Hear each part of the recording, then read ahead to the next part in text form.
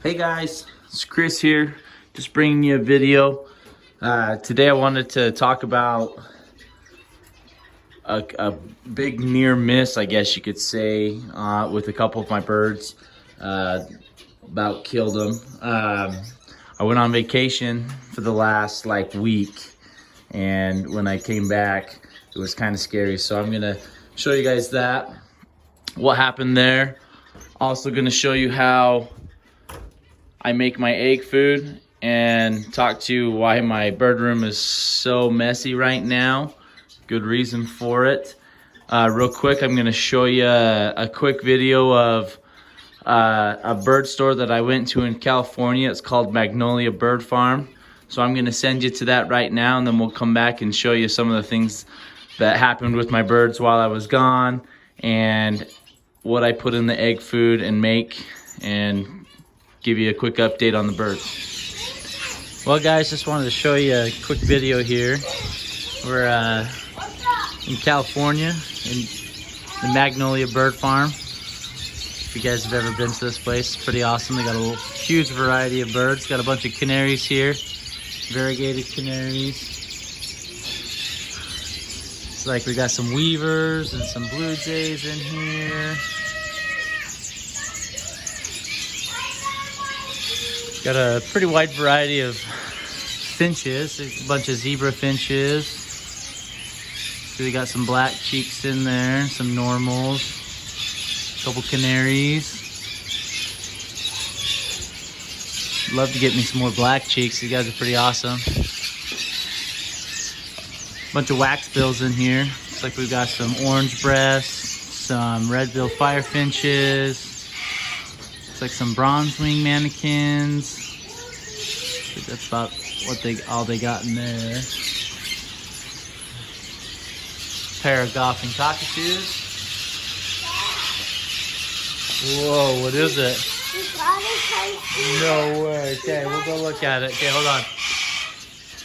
Got some weaver finches over here, some shaft tails sitting up there.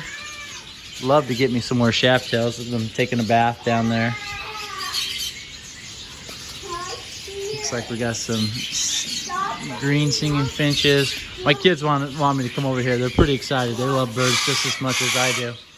Whoa, did you hear the macaw? Look, there's a cockatoo. Hi,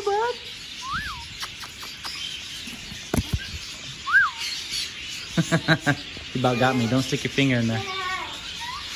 Some ringnecks. What's up, buddy? What is it?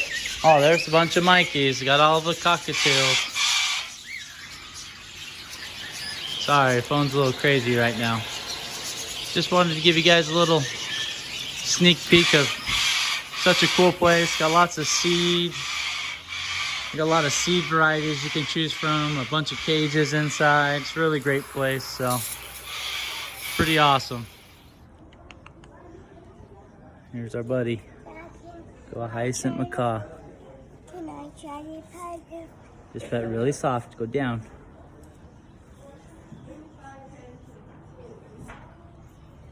Okay, let's go.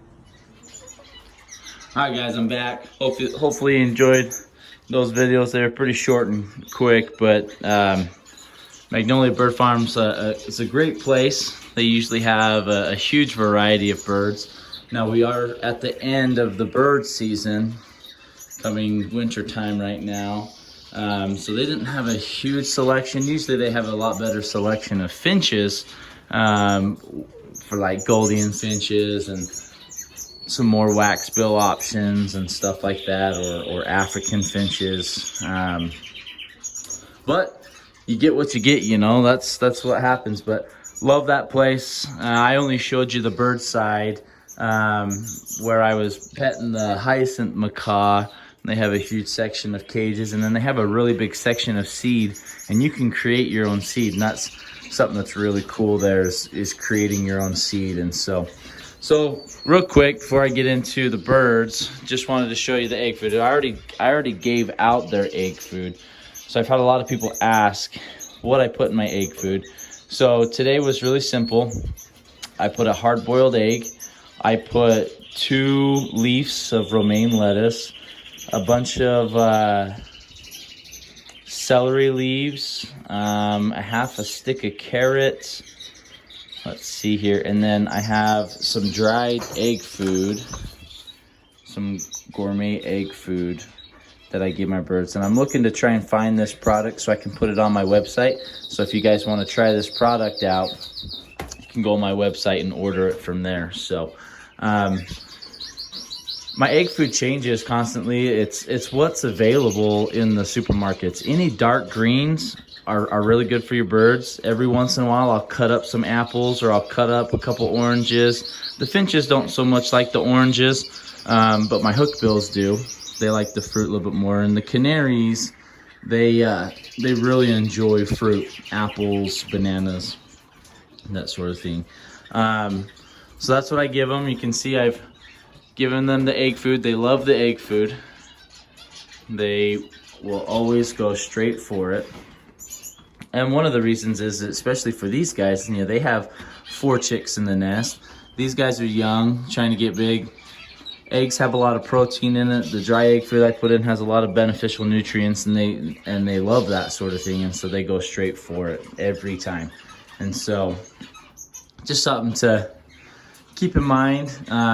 Once again, too much egg food can be a bad thing, but if my birds are breeding and they have chicks in the nest or fledgling chicks, I'll give them egg food every day. These guys, I did give them egg food today, but this is the first time that they've had egg food in probably a week and a half. So I give it to them only a couple times a month because I'm not breeding any of these birds. I want this as their resting period, so they're mostly on a seed diet right now. So like I said earlier, we went on a trip for about a week. We went up to Disneyland in California. And so obviously you have to have someone come and watch your birds for you. And that's always the hard part, is finding someone to take care of the birds, you know, because I don't have feeders big enough to give these guys to last them a week.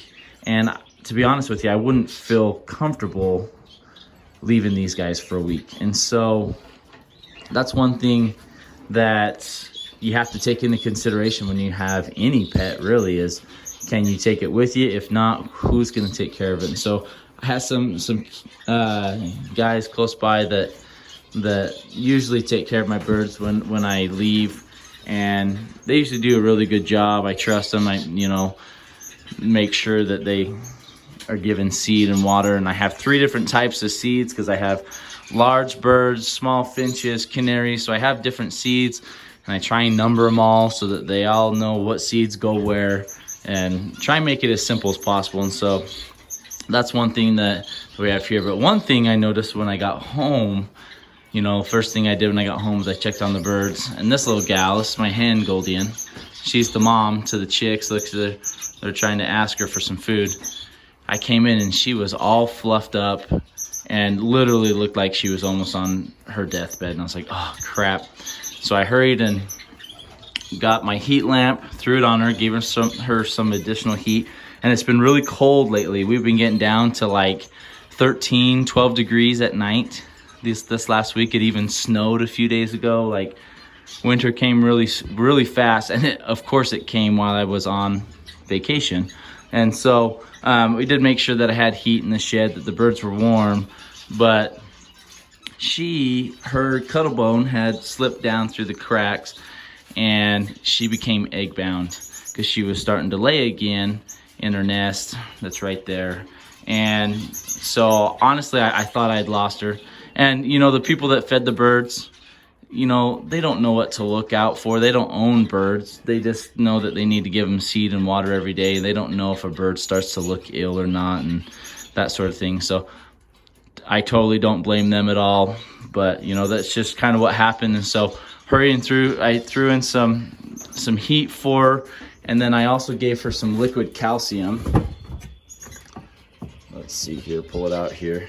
Some calcium plus. So I hurried through that in her water, put the heat on her, let her rest throughout the night. Next morning, she was a little bit better. Gave her some more calcium, some more heat. She ended up passing the egg, and she's back to herself now. So just giving her a little break. I still have her divided, so she can't get to her chicks or her mate. Still have her divided. Just making 100% sure that she's okay. Make sure it wasn't any other sickness or anything like that to give to her chicks. And so, yeah, so we almost lost her while on vacation, but thankfully was able to save her. And then also right now, the chicks, the parents are getting to the weaning stages, and so they're not feeding the chicks as much. They're making them try and feed themselves. You can see my yellow baby, she's in there pecking around at the food, and the other one's jumping in there. And so their wings are drooping a little bit, which typically on a Gouldian finch, if their wings are drooping, it means that they're sick.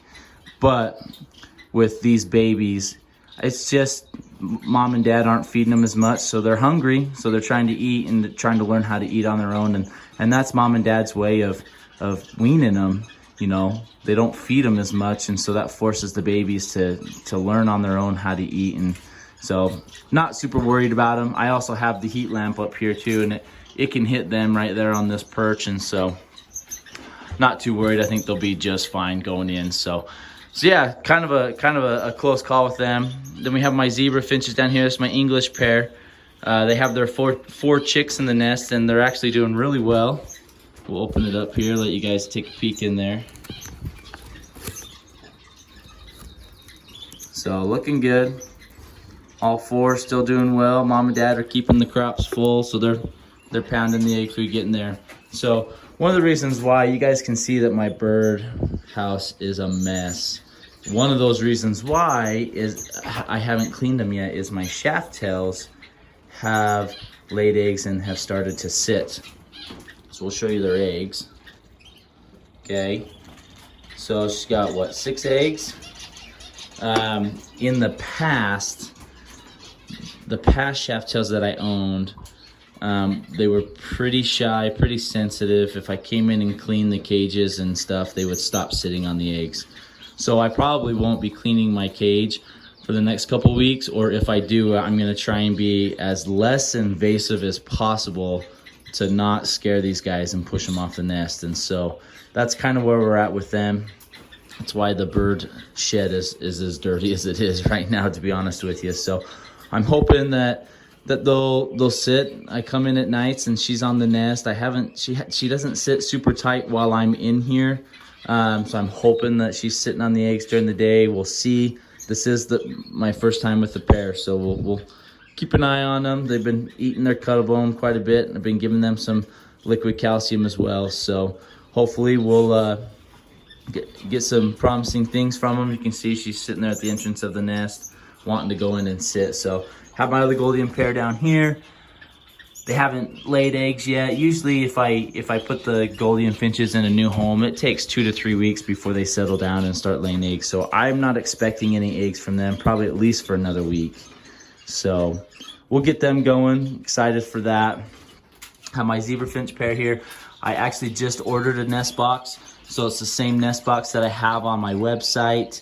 I love those nest boxes. They come in real handy, and they work really well with these cages. They fit up really snug close, so the birds can't get out. They have the small hole opening, which I like better. So that's on its way. As soon as I get that nest box, we'll throw it in there, let these zebras start to breed. They're showing signs of wanting to breed. So then I have my other black cheek zebra pair up here. They've laid 6 eggs. She's sitting on the nest. She's been sitting really tight. I haven't seen her since I've been back from my trip. So my canaries are singing up their storm here. So yeah, and you can still see he's trying to pull stuff to build the nest. Zebra finches will build the nests and bury their eggs all the time, so you got to be careful. If they lay eggs, don't put any more nesting material in there, because they'll just cover up their eggs a lot of times. Then I have my last Gouldian pair. Male's beautiful, red head, purple breast. I really like the wild type mutation. I think they're gorgeous. I don't think there's any other bird that's prettier than that right there. But I love the yellow and the blue backs, but something about just that green back, red head, purple breast that you just can't seem to find anywhere else. So Likewise, they probably won't lay any eggs here for another week or two. Get them used to their nest box. I'll probably this week start putting some nesting material in their cages. That'll probably spark their interest to breed a little bit better for me. And I still have my extra female here that I'm just holding on to just to make sure if anything happens, I'll have her ready. I don't want to put her out in the big cage yet because I don't want her to start molting yet or get exposed to that cold air and take her out of breeding conditions. So that's kind of where we're at with these guys. So I do have one of my black cheek zebra finches and then I have my English hen. She's molted out. She's right there, right in front here. They've actually paired up and have wanted to breed, so I might grab those two and see if we can find a spot for them here and start breeding them. I do have a cage available down below. I don't really like to breed on the lowest cage in the winter time because it's kind of colder down there on the floor.